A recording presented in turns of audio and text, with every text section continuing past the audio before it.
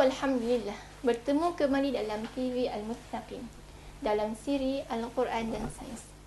Baiklah, merujuk kepada ayat tadi, jelas membuktikan kejadian planet-planet ini telah lama disingkap dan diceritakan oleh Al-Quran, tetapi kajiannya baru dilaksanakan oleh para saintis.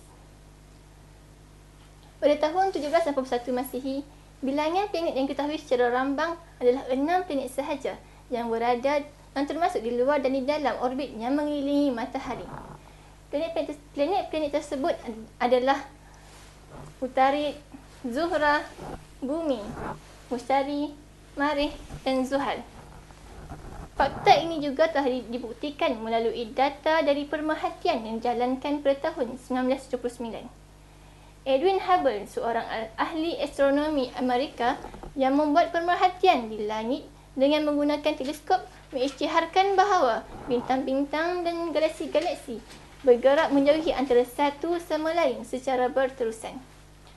Sebuah alam semesta di mana semua benda di dalamnya secara konstan bergerak menjauhi sesama mereka, jelas menggambarkan pengembangan alam semesta itu. Pemerhatian yang dijalankan pada tahun berikutnya mengesahkan bahawa alam semesta adalah berkembang secara berterusan. Fakta ini jelas dalam Al-Quran, ketika mana hal ini masih belum lagi pernah diketahui oleh manusia.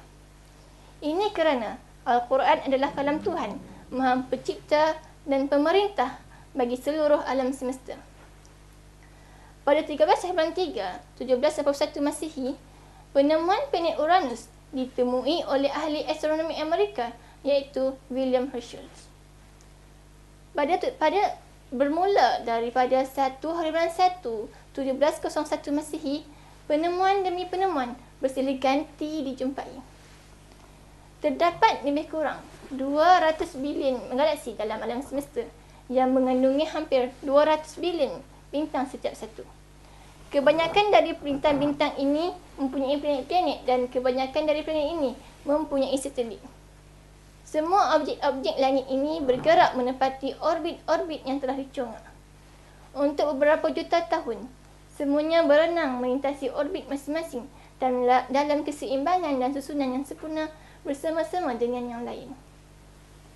Selanjutnya, bilangan komet yang banyak juga bergerak bersama dalam orbit-orbit yang telah ditentukan untuk mereka. Orbit-orbit dalam alam semesta bukan sahaja dimiliki oleh jasad, tetapi juga dimiliki oleh galaksi-galaksi yang bergerak pada kelajuan yang besar. Sewaktu dalam pergerakan, tidak ada satu objek pun yang memotong orbit atau bertembung dengan objek yang lain. Sidang penonton yang dihormati sekalian, pada 23 bulan 9, 1846 Masihi, penemuan planet Neptun ditemui oleh ahli astronomi iaitu Johann Gill dan Heinrich Hertz. Penetapan dan pengisytiharan planet Neptun sebagai planet yang ke-9 telah dikaji terlebih dahulu oleh ahli astronomi Amerika iaitu John C. Adams dan ahli astronomi Perancis iaitu Urbain Le Verrier pada tahun 1612 Masihi.